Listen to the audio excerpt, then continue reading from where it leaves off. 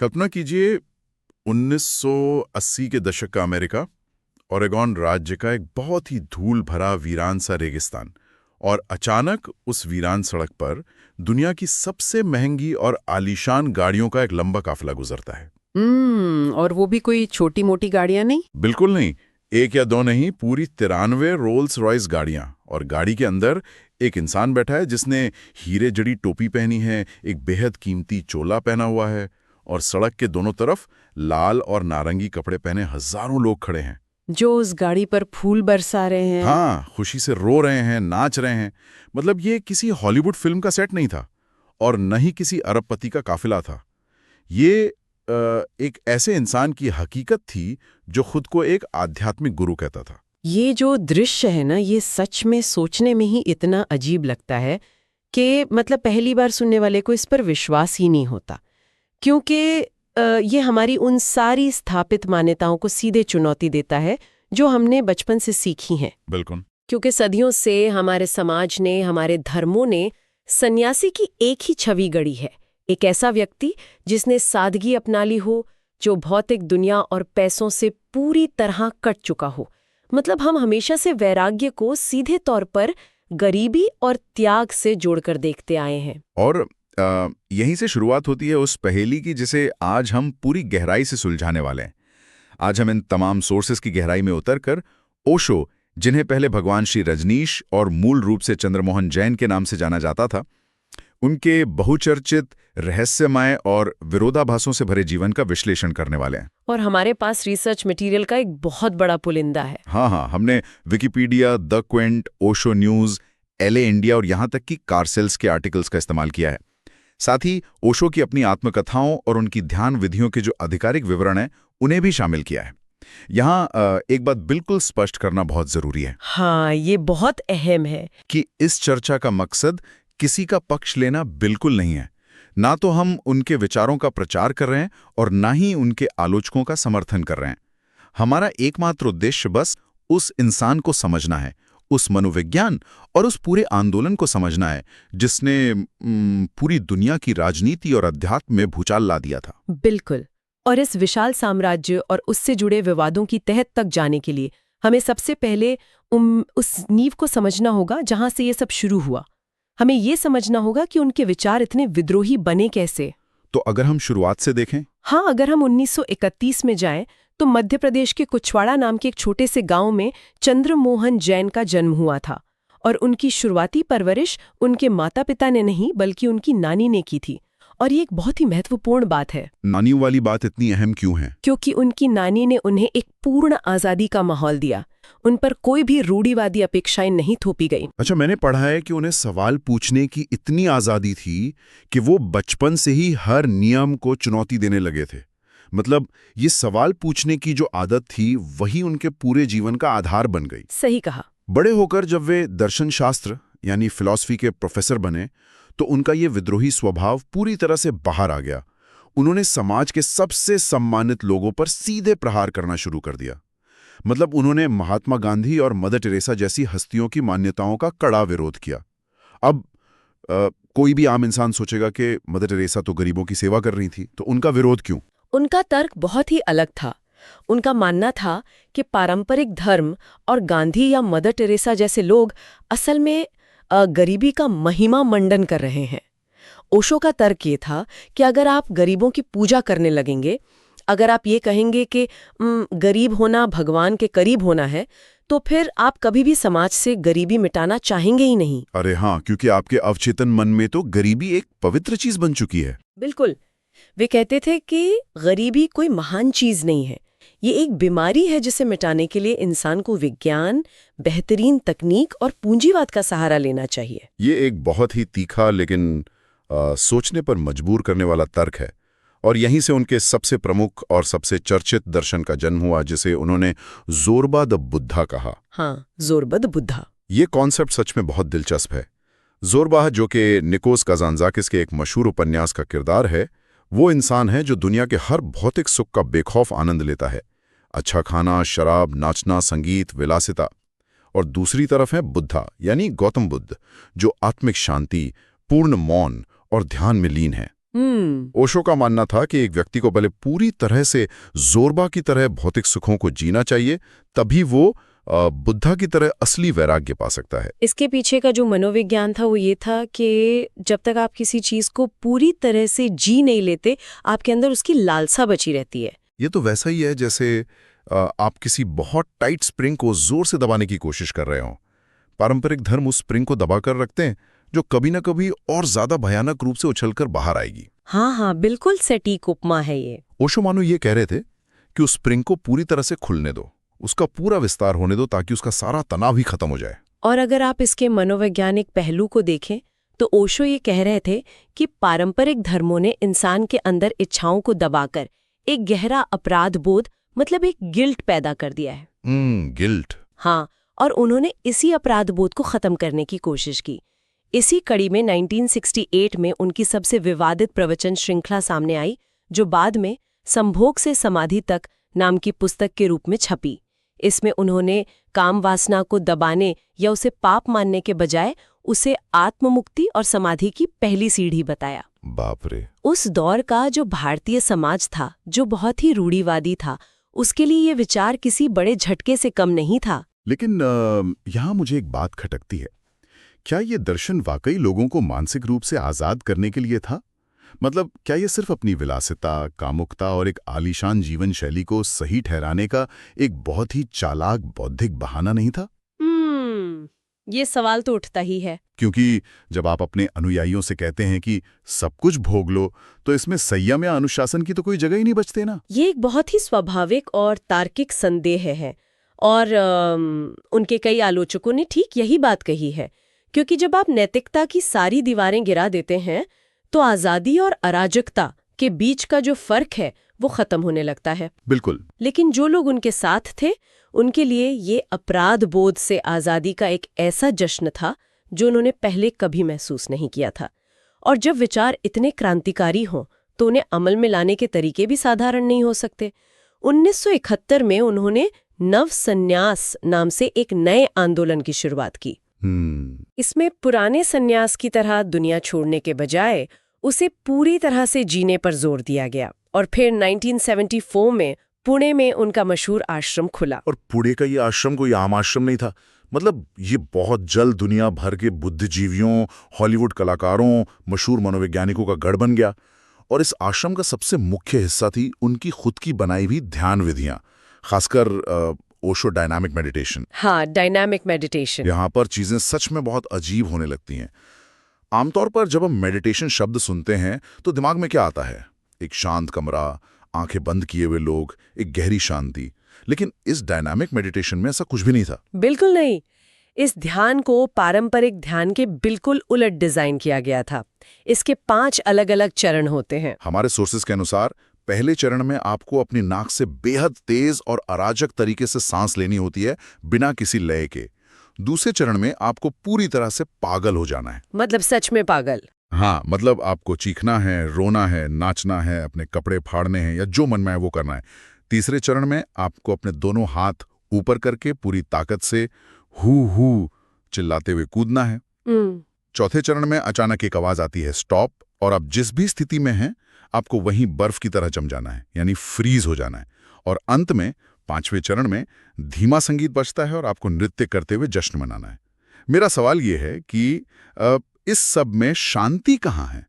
ये तो एक सामूहिक पागलपन का दृश्य लगता है। देखने में ये किसी भी आम इंसान को बहुत अजीब और डरावना लग सकता है, मैं समझ सकती हूँ। लेकिन इसके पीछे एक बहुत गहरा वैज्ञानिक और मनोवैज्ञानिक तंत्र काम कर रहा था। ओशो का तर्क था कि आधुनिक इंसान का दिमाग इतना जटिल हो चुका है, उसके अंदर इतना तनाव और इतनी दबी हुई भावनाएं हैं कि अगर आप उसे सीधे चुपचाप बैठने को कहेंगे तो वो कभी शांत नहीं हो पाएगा। मतलब शरीर बैठ जाएगा पर दिमाग चलता रहेगा। बिल्कुल। उसका शरीर तो बैठ जाएगा, लेकिन उसका दिमाग 100 किलोमीटर प्रति घंटे की रफ्तार से दौड़ता रहेगा। तो मतलब आप ये कहना चाह रही हैं कि ये जानबूझकर पैदा किया गया पागलपन था? हाँ, इसे मनोविज्ञान में कैथारसिस कहते हैं। कैथारसिस का अर्थ है अंदर दबी हुई भड़ास, कुंठा और नकारात्मक भावनाओं को शारीरिक रूप से बाहर फेंकना। क्योंकि समाज में हम खुलकर रो नहीं सकते, बॉस पर चिल्ला नहीं सकते, तो वो गुस्सा हमारे शरीर में जमा हो जाता है। ये तो है। ओशो का मानना था कि पहले इस मानसिक और शारीरिक कचरे को चीख पुकार और भारी उछल-कूद के जरिए पूरी तरह से बाहर निकालना जरूरी है। जब शरीर पूरी तरह से थक कर चूर हो जाता है, ऊर्जा खत्म हो जाती है, केवल तभी असली और गहरी शांति घटित हो सकती है। अच्छा ठीक है, ये लॉजिक समझ में आता है। एक तरह से आप शरीर को इतना थका देते हैं कि दिमाग के पास सोचने के लिए ऊर्जा ही नहीं बचती। बिल्कुल। पुणे में जगह कम पड़ने लगी और रूढ़िवादी भारतीय समाज के साथ उनका तनाव बहुत बढ़ गया। उन्हें एक ऐसी जगह चाहिए थी जहां उनके अपने नियम हों, और यहीं से ये आंदोलन भारत की सीमाओं से निकलकर सीधे पूंजीवाद के सबसे बड़े गढ़ अमेरिका जा पहुंचा। 1981 में ओशो अमेरिका चले गए। और वहां उनके अनुयायियों ने जो किया वो सच में इंजीनियरिंग और कम्युनिटी बिल्डिंग का एक बहुत बड़ा चमत्कार था। उन्होंने ओरेगॉन के वास्को काउंटी में 64,000 एकड़ का एक बंजर धूल भरा रेगिस्तान खरीद लिया, जिसे बिग मडी रैंच कहा जाता था। और देखते ही देखते हजारों अनुयायियों ने दिन रात की कड़ी मेहनत से उस रेगिस्तान को एक अत्याधुनिक शहर में बदल दिया, जिसका नाम रखा गया रजनीशपुरम। ये कोई छोटा मोटा आश्रम नहीं था, मतलब ये सचमुच एक पूरा शहर था।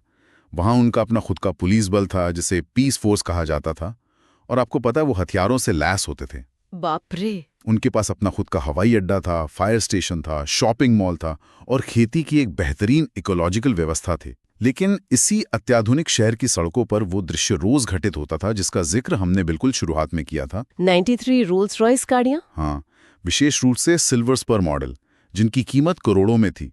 हर दिन ओशो इनमें से किसी एक गाड़ी में ड्राइव पर निकलते। लेकिन मुझे यहाँ एक बात समझ नहीं आती। एक इंसान जो दुनिया को ध्यान सिखा रहा है, उसे 93 रोल्स रॉयस की क्या जरूरत थी? जब ओशो से मीडिया ने ये सवाल पूछा तो उन्होंने बहुत ही शांति से कहा कि ये अमेरिकी उपभोक्तावाद यानी अमेरिकन कंज्यूमरिज्म पे एक व्यंग था, एक स्पूफ था। एक स्पूफ? हाँ, उनका तर्क था कि अमेरिका दुनिया का सबसे अमीर देश होने का दावा करता है, वो हमेशा अपनी संपत्ति का दिखावा करता है। ओशो ये साबित करना चाहते थे कि इंसान चाहे कितना भी अमीर क्यों ना हो जाए, उसकी चेतना अभी भी ईर्ष्या और भौतिक लालच से भरी है। उन्होंने कहा कि लोग उनके ध्यान या दर्शन के बारे में एक भी सवाल नहीं पूछते, वे सिर्फ गाड़ियों के बारे में पूछते हैं, जो समाज की असल खोखली मानसिकता को दर्शाता है। एक व्यंग्य, सच में। मतलब मैं यहाँ पूरी तरह से असहमत हूँ। क्या ये सिर्फ अपनी चरम विलासिता को जायज ठहराने का एक बहुत ही सुविधाजनक बहाना नहीं लगता? मेरा मतलब है, अगर आप सच में भौतिकता से ऊपर उठ चुके हैं और आप केवल समाज को आईना दिखाना चाहते हैं, तो इसके और भी बहुत तरीके हो सकते थे। सही बात है। 93 गाड़ियों का कलेक्शन जमा करना, जो उनके अमीर अनुयायियों ने दान के पैसों से खरीदी थी, ये व्यंग्य कम और सत्ता और पैसे का नशा ज्यादा लगता है। ये एक बहुत ही जायज आलोचना है, और सच कहूं तो इसी बात ने अमेरिका के लोगों को उनके खिलाफ कर दिया। व्यंग्य और अति विलासिता के बीच की जो लकीर थी वो पूरी तरह से धुंधली हो चुकी थी। रजनीशपुरम के पास ही एंटेलोप नाम का एक छोटा सा शहर था, जिसकी आबादी बमुश्किल 75 लोगों की थी। अच्छा, 75 लोग सिर्फ? हाँ, और वहां के रूढ़िवादी ईसाई निवासियों के साथ इन अनुयायियों का भारी टकराव शुरू हो गया। स्थानीय लोग इस नई संस्कृति, उनके खुलेपन, उनकी गाड़ियों और उनके बढ़ते राजनीतिक प्रभाव से बहुत डरे हुए थे। और ये डर बिना कारण के भी नहीं था। रजनीशपुरम का प्रबंधन अब ओशो के हाथ में नहीं था, बल्कि उनकी पर्सनल सेक्रेटरी मां आनंद शीला और उनके करीबियों के हाथ में था, क्योंकि ओशो उस समय सार्वजनिक मौन में चले गए थे। शीला एक बेहद आक्रामक और महत्वाकांक्षी महिला थी। स्थानीय लोगों के साथ ये टकराव जल्द ही वैचारिक नहीं रहा, बल्कि ये अमेरिका के इतिहास के सबसे हिंसक और आपराधिक अध्यायों में से एक में बदल गया। जो चीज मुझे इस पूरी घटना में सबसे ज्यादा चौंकाती है वो है इसका क्रिमिनल मनोविज्ञान। रजनीशपुरम एक ऐसा इको चैम्बर, मतलब एक ऐसा बंद समूह बन चुका था जहां उन्हें लगने लगा था कि पूरी दुनिया उनकी दुश्मन है। हाँ, ये अक्सर कल्ट्स में होता है। बिल्कुल। जब कोई समूह खुद को इस तरह से अलग थलग कर लेता है तो वे अपने गुरु या अपने समुदाय को बचाने के लिए किसी भी हद तक जाने को सही मानने लगते हैं। और इसी इको चैम्बर का परिणाम था 1984 का बायो टेरर हमला। शीला और उनकी टीम वास्को काउंटी के स्थानीय चुनाव जीतना चाहती थी, ताकि वे काउंटी की जमीन और नियमों पर पूरा कंट्रोल कर सकें। चुनाव जीतने के लिए उन्होंने एक खौफनाक योजना बनाई। क्या योजना थी? पहले उन्होंने शेयर ए होम कार्यक्रम के तहत पूरे अमेरिका से हजारों बेघर लोगों को आश्रम बुलाया ताकि वे रजनीशपुरम के वोटर बन सकें। लेकिन जब राज्य सरकार ने इस चाल को भांपकर नए वोटरों के पंजीकरण पर रोक लगा दी तो उन्होंने प्लान बी लागू किया, जो था एक जैविक आतंकी हमला। ये अमेरिका के इतिहास का सबसे बड़ा जैविक आतंकी हमला था। 1984 में द डेलस शहर के 10 अलग-अलग रेस्टोरेंट्स के सैलेड बार में उन्होंने सैल्मोनेला नाम का खतरनाक बैक्टीरिया मिला दिया। बाप रे! जो लोग नहीं जानते उनके लिए बता दूं कि सैल्मोनेला एक ऐसा बैक्टीरिया है जो गंभीर फूड पॉइजनिंग पैदा करता है। इससे इंसान को उल्टी, दस्त, तेज बुखार और डिहाइड्रेशन हो जाता है। उनकी योजना थी कि चुनाव के दिन स्थानीय वोटरों को इतना बीमार कर दिया जाए कि वो वोट डालने घर से निकल ही ना सकें। इस हमले की वजह से 751 लोग गंभीर रूप से बीमार हुए, जिनमें से 45 को अस्पताल में भर्ती कराना पड़ा। किस्मत अच्छी थी कि किसी की जान नहीं गई, लेकिन पूरे शहर में एक खौफनाक आतंक फैल गया। और जांच में जो खुलासे हुए वे तो और भी ज्यादा डरावने थे। सिर्फ जैविक हमला ही नहीं, बल्कि उन्होंने सरकारी अधिकारियों की हत्या की साजिशें रची थीं, आगजनी की थी और बड़े पैमाने पर फोन टैपिंग भी की थी। यहाँ तक कि शीला और उनकी टीम ने खुद ओशो के कमरे में भी जासूसी उपकरण लगा दिए थे। मतलब ये एक क्लासिक उदाहरण है कि कैसे कोई एक आदर्श यूटोपिया बनाने चला हो, लेकिन सत्ता के नशे में वो खुद के ही बुने हुए जाल में फंसकर एक डरावनी डिस्टोपिया में बदल गया। बिल्कुल। जब ये सब हद से बाहर हो गया, तब ओशो ने अपना करीब 3 साल का मौन तोड़ा। उन्होंने सरेआम शीला और उसकी टीम पर आरोप लगाए। उन्होंने उन्हें फांसीवादियों का गिरोह कहा। इसके तुरंत बाद शीला और उसके करीबी भागकर यूरोप चले गए। लेकिन इस खुलासे ने खुद ओशो और रजनीशपुरम के साम्राज्य को भी सीधे एफबीआई और अमेरिकी सरकार के कानूनी शिकंजे में ला दिया। एफबीआई ने आश्रम पर भारी हथियारों के साथ छापा मारा और वहां उन्हें वो लैब मिल गई जहां वो खतरनाक बैक्टीरिया बनाया गया था। इसके बाद जो कानूनी प्रक्रिया चली वो बहुत तेज थी। ओशो पर इमिग्रेशन फ्रॉड यानी वीजा नियमों के गंभीर उल्लंघन का आरोप लगा। 1985 में जब वे एक निजी चार्टर्ड विमान से अमेरिका छोड़ने की कोशिश कर रहे थे, तब उन्हें नॉर्थ कैरोलिना में हिरासत में लिया गया। उन्हें बेड़ियों में जकड़कर एक जेल से दूसरी जेल घुमाया गया। तो अंत में क्या हुआ? अंत में उनके वकीलों ने अमेरिकी न्याय प्रणाली में एक प्ली बार्गेन किया। अमेरिकी कानून व्यवस्था में प्ली बार्गेन एक ऐसी प्रक्रिया है जहां आरोपी एक लंबी और महंगी कानूनी लड़ाई या बड़ी सजा से बचने के लिए अपनी कुछ गलतियां मान लेता है और बदले में अभियोजन पक्ष उसे कम सजा देता है। अच्छा। इस समझौते के तहत उन्होंने जुर्माना भरा और उन्हें अमेरिका से हमेशा के लिए निर्वासित यानी डिपोर्ट कर दिया गया। उधर शीला और उसके एक साथी को पश्चिम जर्मनी से पकड़कर वापस लाया गया और उन्हें जेल की सजा हुई। इस तरह उस अरबों डॉलर के रजनीशपुरम साम्राज्य का दर्दनाक पतन हो गया। अमेरिका से निकाले जाने के बाद का समय ओशो के लिए एक अंतहीन और अपमानजनक यात्रा बन गया। दुनिया भर के 21 अलग-अलग देशों ने या तो उन्हें वीजा देने से साफ मना कर दिया या वहां पहुंचते ही उन्हें देश से निकाल दिया गया। 21 देश? हाँ। अंततः थक हार कर वे वापस भारत अपने उसी पुणे आश्रम में लौट आए। लेकिन कहानी यहाँ खत्म नहीं होती। उनके जीवन का अंतिम अध्याय उनके पूरे जीवन से भी ज्यादा रहस्यमय और विवादास्पद साबित हुआ। 19 जनवरी 1990 को पुणे आश्रम में ओशो की मृत्यु हो गई। आधिकारिक तौर पर दुनिया को बताया गया कि उनकी मृत्यु दिल का दौरा पड़ने से हुई है, लेकिन इसके पीछे की कहानी में बहुत से पेच और अनसुलझे रहस्य हैं। बिल्कुल है। हमारे पास द क्विंट की एक बहुत ही विस्तृत रिपोर्ट है जो डॉक्टर गोकुल गोकानी के कानूनी हलफनामे पर आधारित है। डॉक्टर गोकानी खुद एक अनुयायी थे और उस दिन आश्रम में ही मौजूद थे। तो उन्होंने क्या कहा? उनके हलफनामे के अनुसार ओशो की मौत के समय की परिस्थितियां बेहद संदिग्ध थीं।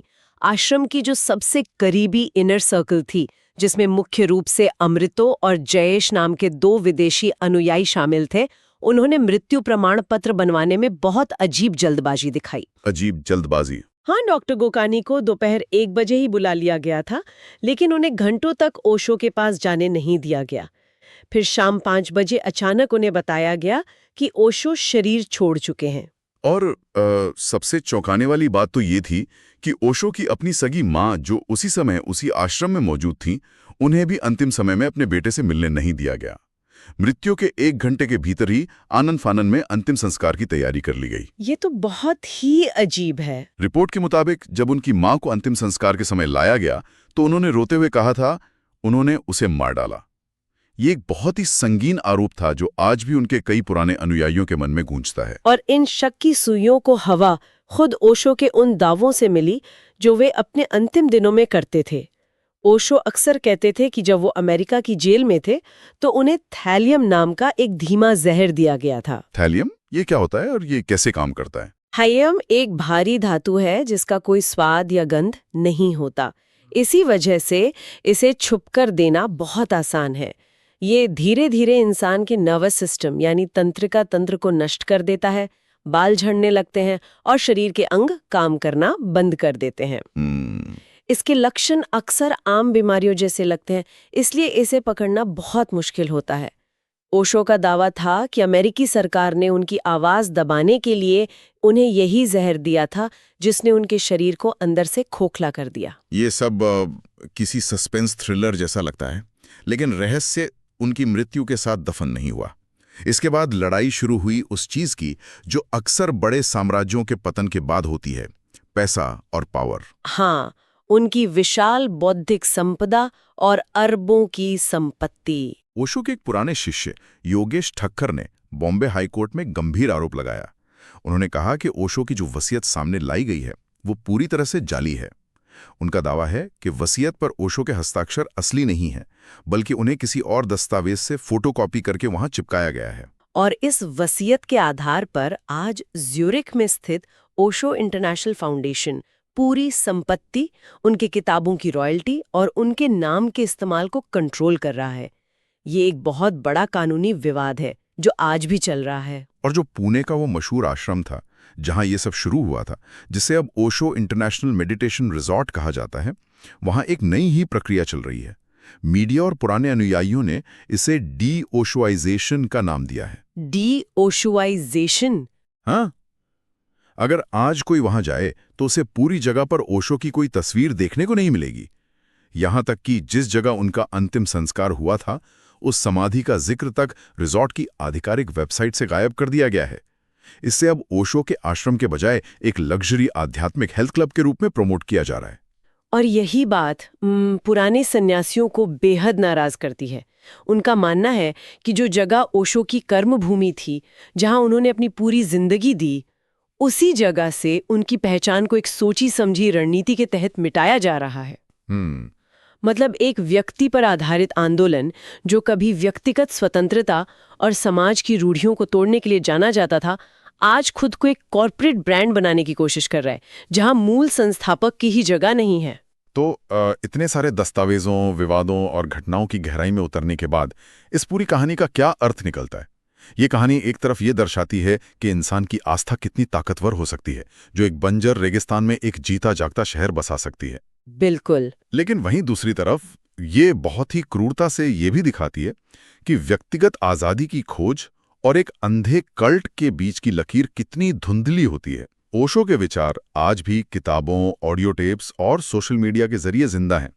लाखों लोग उन्हें आज भी सुनते हैं। हाँ, उनकी वीडियोस आज भी बहुत वायरल होते हैं। बिल्कुल, लेकिन उनके द्वारा बनाया गया पूरा संस्थागत ढांचा गहरे विवादों और सत्ता के खेल में उलझ कर रह गया है। उनकी विरासत सच में एक बहुत बड़ा विरोधाभास है। एक तरफ उनका दर्शन है जो इंसान को अपनी पूरी क्षमता से बिना किसी अपराध बोध के जीने की प्रेरणा देता है, और दूसरी तरफ उनके आंदोलन का वो स्याह सच है जो सत्ता, लालच, बायोटेरर हमले और कानूनी अपराधों की कहानी कहता है। तो इस सब का अंतिम निष्कर्ष क्या है? ओशो की समाधि पर बहुत ही सुंदर शब्दों में लिखा है, न कभी जन्मे न कभी मरे, केवल इस ग्रह की यात्रा पर आए। लेकिन आज सोचने वाली बात यह है कि जब पूर्ण स्वतंत्रता और जोरबा द बुद्धा के विचार को एक संस्थागत ट्रेडमार्क में बदल दिया जाता है, तो क्या वो संस्था ही असली जोरबा और बुद्धा दोनों की हत्या नहीं कर देती? ये तो सोचने वाली बात है। क्या किसी भी विद्रोही को किसी कॉर्पोरेट ढांचे और कानूनी वसीयतों में कैद किया जा सकता है? ये एक ऐसा गहरा विचार है जो सुनने वालों को जरूर सोचने पर मजबूर करेगा। ये सच में एक ऐसा सवाल है जिसका जवाब शायद कभी न मिल पाए, लेकिन इस पर चिंतन करना हमें मानवीय मनोविज्ञान और सत्ता के बीच के रिश्ते को समझने में बहुत मदद करता है। बिल्कुल। तो इसी विचार के साथ आज की इस चर्चा को हम यहीं विराम देते हैं। सुनते रहिए, नई चीजों को खंगालते रहिए और तथ्यों की गहराई में उतरते रहिए।